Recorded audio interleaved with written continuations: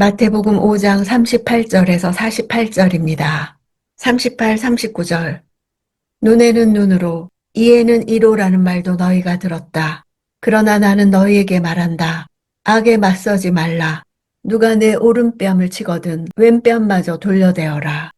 고대 세계에 널리 통용되며 정의 구현이라 생각되었던 동해보복법에 대해 예수께서 새로운 해석을 주십니다. 원래 동해보복법은 보복의 한계를 엄격히 제한하는 데 목적이 있었습니다. 자기가 받은 피해만큼 공정하게 복수를 하는 사람은 없기 때문입니다. 예수님은 손해를 입은 자의 합당한 권리인 보복 자체를 금하십니다. 피해자가 마땅히 주장할 수 있는 피해 보상의 권리를 포기하라는 교훈입니다. 보복을 하지 않는 것에서 한 걸음 더 나아가 상대방의 요구 이상의 것을 내어주라고 말씀하십니다. 동해보복법을 절대 진리로 알고 있었던 당시 사람들에게 큰 충격을 주었을 것입니다. 고대 근동에서 손으로 뺨을 때리는 것은 매우 모욕적인 일이었습니다. 특히 오른손을 주로 사용하기 때문에 오른편 뺨을 때렸다는 것은 정면에서 손등으로 쳤을 경우입니다. 유대 풍습으로 볼 때 손등으로 때리는 것은 손바닥으로 때리는 것보다 몇 배나 모욕을 주는 것이었습니다.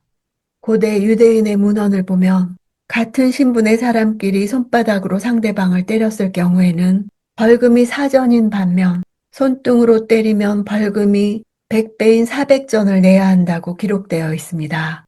손등으로 때리는 것은 주인과 종, 장군과 부하, 왕과 신하 등 신분의 격차가 확연할 때 상대방을 제압하는 것이었습니다.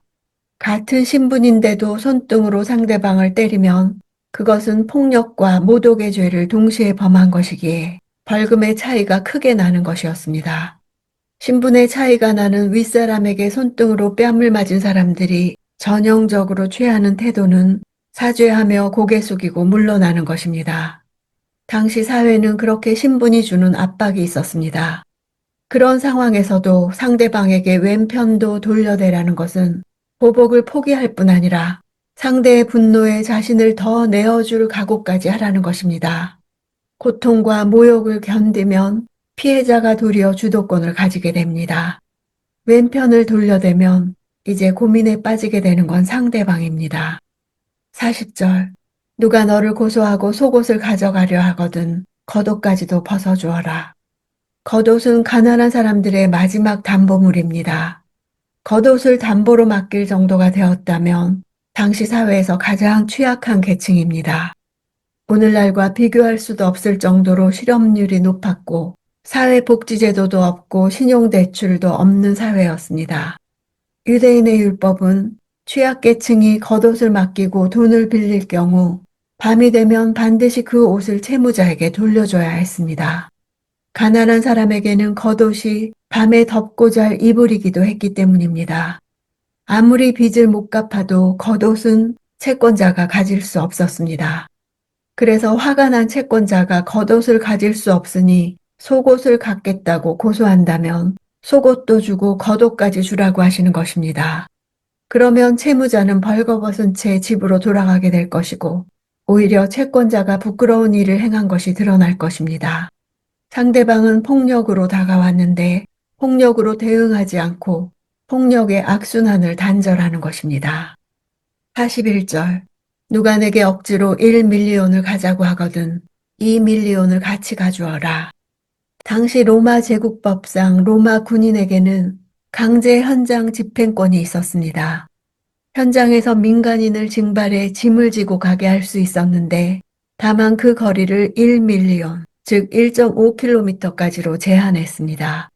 식민지 사람들에게는 로마 군인이 시키는 대로 짐을 질 의무가 있대 1밀리온을 넘으면 그 군인이 처벌을 받게 되어 있었습니다. 그러니 군인은 오리가 되면 짐을 내려놓고 가라고 했을 것입니다. 그때 심리를 가주겠다고 하는 것은 로마 제국의 폭력성 앞에서 악을 악으로 갚지 않는 것이 됩니다. 체제를 증오하는 이유는 그것이 악이기 때문이지만 그 악을 처단한다고 같은 방식으로 대한다면 결국 악만 살아남는 것입니다. 악이 승리한 채 놔두는 것은 예수가 원하는 새로운 질서가 아닙니다. 43, 44절. 내 이웃을 사랑하고 내 원수를 미워하라는 말도 너희가 들었다. 그러나 나는 너희에게 말한다. 너희 원수를 사랑하고 너희를 핍박하는 사람을 위해 기도하라. 원수를 미워하라는 말은 성경에 나오지 않지만 당시 유대인의 마음속에 자리 잡고 있었던 보편적인 교훈이라 할 수 있습니다. 그들은 로마의 압제하에 있으며 증오심을 갖는 것이 정당하다고 생각했습니다. 예수께서는 당시의 시대상을 지적하시며 이웃사랑의 새 기준을 제시하고 계신 것입니다. 계산적으로 생각하면 결코 원수를 사랑할 수 없습니다. 그러므로 예수께서는 원수에 대해 계산적인 사랑이 아니라 하나님의 무조건적인 아가페의 사랑을 베풀라고 요구하십니다. 이런 사랑을 베풀 수 있는 자는 하나님이 원수되었던 자신에게 찾아오셔서 무조건적인 사랑을 베푸셨다는 확신을 가진 자입니다. 원수에 대해 소극적으로 인내하는 데 머무는 것이 아니라 적극적으로 그들을 위해 기도하는 데까지 나아가는 것은 인간적인 생각으로는 불가능합니다. 예수 믿으면서 누리는 가장 큰 축복이 원수를 사랑하는 것입니다. 이는 기독교 윤리의 최고봉입니다. 핍박하는 자를 사랑하기는 쉽지 않지만 기도할 수는 있습니다. 핍박자를 위한 기도는 기도하는 사람 자신을 미움과 복수심의 감옥에서 해방시키고 선으로 악을 이길 수 있는 길을 열어줍니다. 48절. 그러므로 하늘에 계신 너희 아버지가 온전하신 것 같이 너희도 온전해야 한다. 새로운 신약적 율법에 대한 결론입니다. 죄인은 스스로 완전하지 않지만 완전하신 하나님과 관계 맺음으로 그 관계 때문에 온전해질 수 있습니다. 즉 하나님의 완전한 다스림을 받으며 하나님께 전적으로 순종하는 모습이 바로 온전함입니다. 온전함의 기준은 하나님이십니다. 하나님이 몸소 우리에게 본을 보이셨습니다. 겉옷을 벗어주시고 심리를 동행해 주시고 원수된 나를 사랑하사 죽기까지 하시고 핍박하는 나를 위해 기도하셨습니다.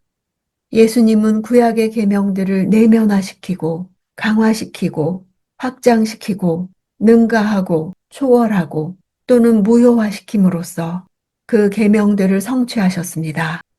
율법의 원래 의도를 이끌어냄으로써 하나님의 궁극적인 뜻을 성취하셨습니다. 문자적으로 옛 율법의 얽매인 바리새인들보다 더 나은 의가 무엇인지 보여주셨습니다. 예수 안에서 하나님으로 부요한 자들은 악을 악으로 갚을 필요가 없습니다. 이방인까지 더 나아가 원수까지 사랑하는 것이 새 언약 백성이라고 하십니다. 그것이 하나님께서 우리가 그분을 몰랐을 이방인이었을 때, 원수였을 때 상대해 주셨던 방식이기 때문입니다. 먼저 그 사랑을 받은 자들에게만 요구하시는 더 나은 의입니다. 악에 대해 악으로 반응하지 말고 나를 선대하신 하나님의 온전함을 닮아가라는 것입니다. 하나님 나라 백성도 이런 능력이 한순간에 생기는 것은 아닙니다. 이런 내적 능력은 하나님 나라와 함께 지속적으로 자라나게 됩니다. 전에는 참을 수 없던 일을 참게 되고 베풀고 있다면 하나님의 다스림 받는 영역이 점점 더 확대되고 있다는 증거입니다.